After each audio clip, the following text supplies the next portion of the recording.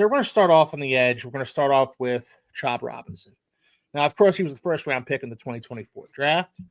And he came on and he started off slowly, and we all commented on it.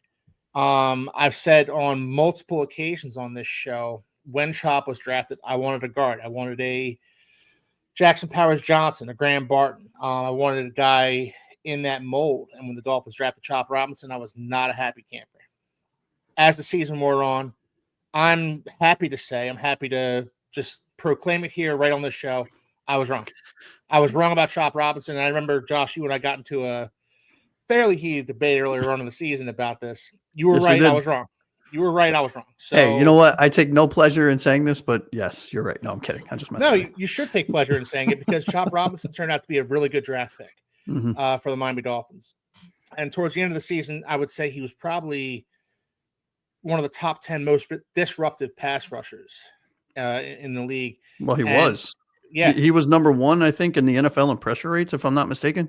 Yeah. And if it wasn't for Jared Verse, having the season that he had for the Los Angeles Rams, I think Chubb Robinson would have gotten a lot more play as Defensive Rookie of the Year. Oh, yeah. So, Josh, tell us more about Mr. Chubb Robinson. Yeah, you hit it on the head, right? Drafted by us last year, first round, kind of not out of nowhere. If you kind of read the tea leaves and kind of listened to some of the reporting and read between the lines, and you could speak Morse code, you could interpret Morse code. You could see the direction and possibly. I was with you, Keith. I wanted Jackson Powers Johnson more so than I've wanted a player in a very long time. Yeah. But when we drafted Chubb Robinson, yes, I was caught off guard, right? Because it wasn't somebody that I had on my mock drafts and all of the things that we do in the off season. But man, he turned in a very good season. I mean, yes, we talked about it on the show. To your point, it was a very slow start. It was a little troubling. It was a little concerning. He very limited pass rush. He lacked a lot of strength. He had an amazing first step, really great burst, which is what got him into some of the positions. But what did we say? He was always a half a step late to get a sack, right? Because if he got those sacks for the first half of the season, he'd probably have put up 14 sacks total on the season, right? With the way he ended, with the way the season ended for him. Looking at his contract, right? Just because I'm a contract head, right? Before I pass it over to Taylor to talk about all of his fun stats and whatnot. His 2025 cap hit is projected to be around $3.4 million as a first round pick. He did sign a 4-year contract with a 5th-year team option. So it was a 5-year total contract. His base salary is $964,000 with about $515K ish of roster bonus, which makes his cap hit what it was. So, for his production and the assumption that he's going to improve, right? And knock on wood, we don't know. We just got done outlining a perfect example of what can happen from one year to another from a drop-off standpoint. The fact that, and I don't want to, go through his 2024 statistics yet. I will leave that to my co-host over there. However, if he can continue to build on what was at the end of his rookie season, a very, very good rookie year, man, this dude's going to be dangerous for many. I mean, I could see him, assuming the trajectory continues, being one of the top defensive ends in this league.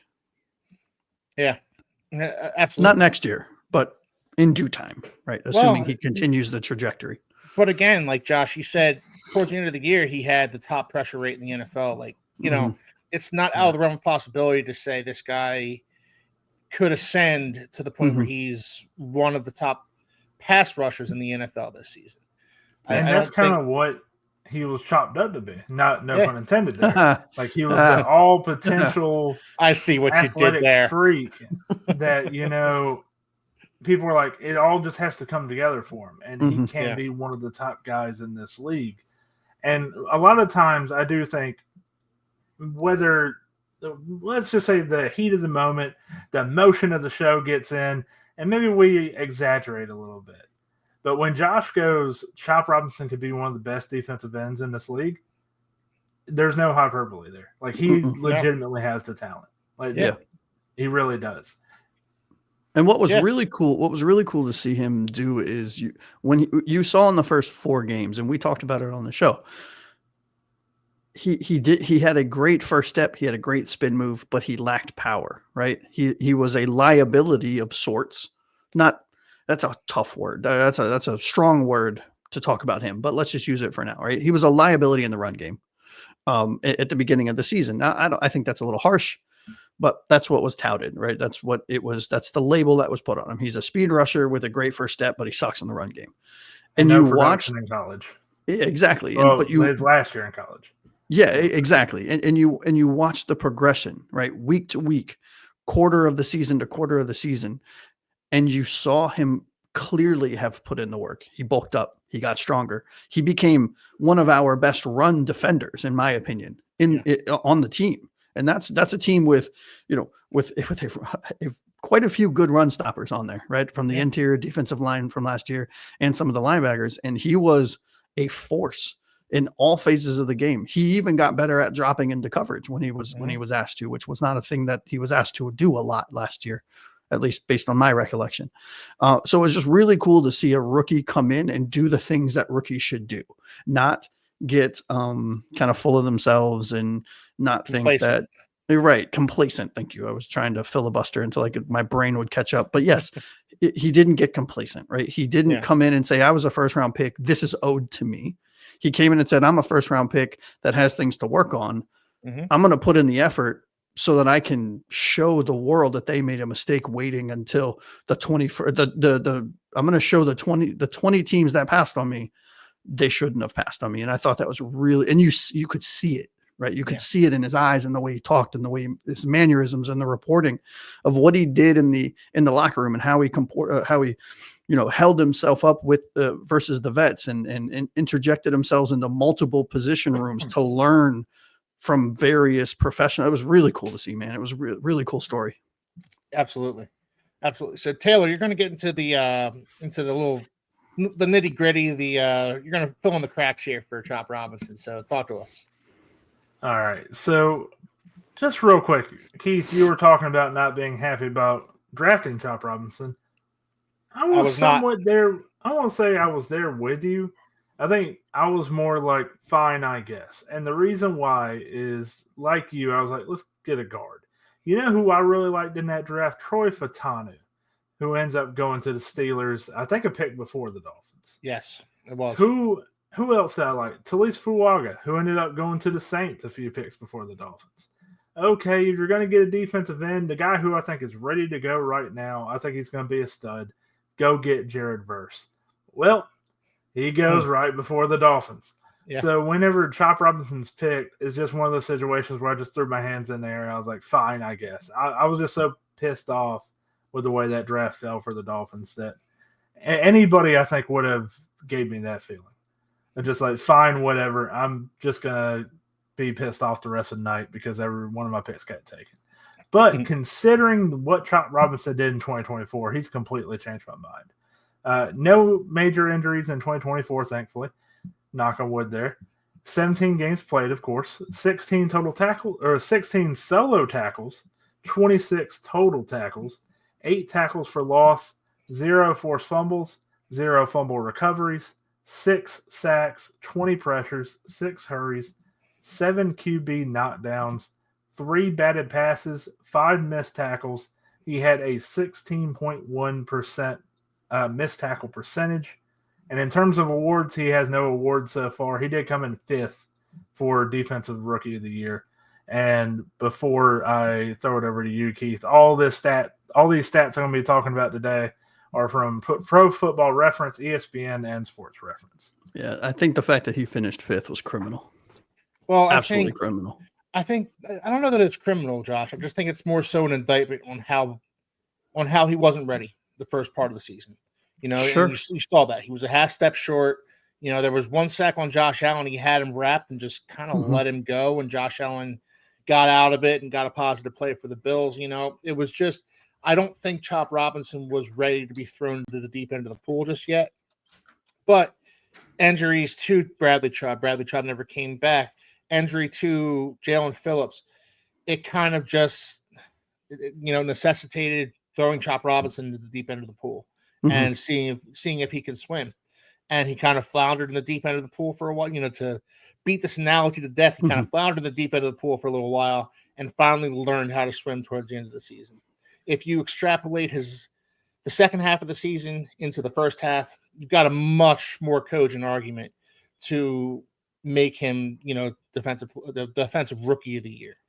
I still don't think he beats out Jared Verse because Jared Verse was just insane for the Rams last year. And as a Florida State guy, I loved him, and I wanted us to take Brandon Fisk in the first round. I was a big fan of his. Top 5 here, by the way. Jared Verse, of course, number 1. Yeah.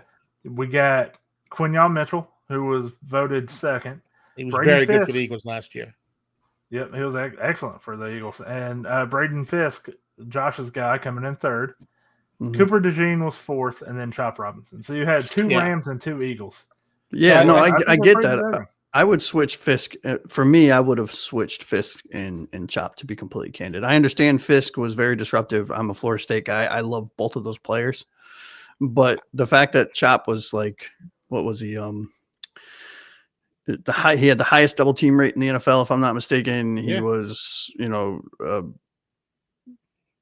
I forgot what the percentage was for his pressure rate, but he was number 1 or 2, not for rookies in the NFL. Yeah. Like not just rookies in the entire NFL. He was number 1 or 2 in pressure rates. I mean, I don't know. I think it was a little criminal, but I hear what you're saying. And I also think that, he was playing for a team that was, kind of floundering for most of the season, not a playoff team, not a true contender. Whereas the Rams and Eagles were in it till the end, honestly. But again, I think if Chop Robinson, if he plays a little bit better in the beginning part of the season, and again, I don't hold that against him, you're probably talking about him amongst Quinyon Mitchell and for sure, and Jared Verse. Yeah. So look, totally understandable. But I think what we're looking for Chop Robinson this season is to take the next step. He now has Bradley Chubb, Jalen Phillips playing with him. He has Zach Sealer playing with him, obviously. He's not going to see as many double teams, and that should bring up his production. That should help his production immensely. Yeah, my only fear is that with both of those guys coming back, I wonder how much his playing time and what impact is going to be had. You know what I mean? Right. So we'll see, though. We'll see how it goes. I do think the fact that he, assuming Phillips and Chubb come back healthy and are playing at the rate that they were playing pre-injury, he is going to see the third option or the fourth option, right? Which is going to, by nature, help, right? Because teams by the end of the season knew he was our top pass rusher outside of maybe Zach Sealer from the inside, right? But from an outside standpoint, teams knew to key on him, right? With whether it be double teams with a tight end and a tackle or whatever the case was, or a running back, or bump and run kind of thing. But we'll see, man. I'm excited. I'm really excited to see the leap that he takes, and I hope that it's a leap. I hope it's not a step backwards, right? And watching him progress this season, this is one of the rookies in a very long time where I felt very confident to say I think that he's going to have a better second year than he did first year, which is not something you can say with confidence and or with a regular basis. You know what I mean? Yes, absolutely. I absolutely agree with you. I think, I think again with Chubb coming back, with Phillips coming back, you should see less double teams. You should see a little bit more open space for a player with his explosiveness. I agree. I think, we should see him really flourish this season. And I think going into this season, I wouldn't be surprised if Chop Robinson, gets 10 plus sacks. I wouldn't be surprised if Chop Robinson, I wouldn't be surprised if he contends for a Pro Bowl this season. So, and that's kind of the expectation that I have for Chop Robinson this season. Maybe it's too lofty. I don't know. But so what's your projection for him from a sack standpoint? 10 plus. Let's say 11. I'll say I'll project him for 11 That's a sacks. good number. And I think he's going to be. I can see him being a Pro Bowler this season. I really can. Yeah, I have a little bit less because I think his playing time is going to take a hit, right? So I have him at a projection roughly around 9, which if his playing time takes a hit and he still has 9 sacks, like, yes, please sign me up. Yeah. You know, I don't know that his playing time is going to take as much of a hit as you think, though, because you're still working Bradley Chubb back from an injury. You're working Jalen Phillips back from an injury. And those two guys have proven themselves to be exceptionally injury prone throughout the course of their careers. So you kind of want to preserve them a little bit, which means you throw in the young boy. You throw in the young boy, and you let him cook. Let him feast.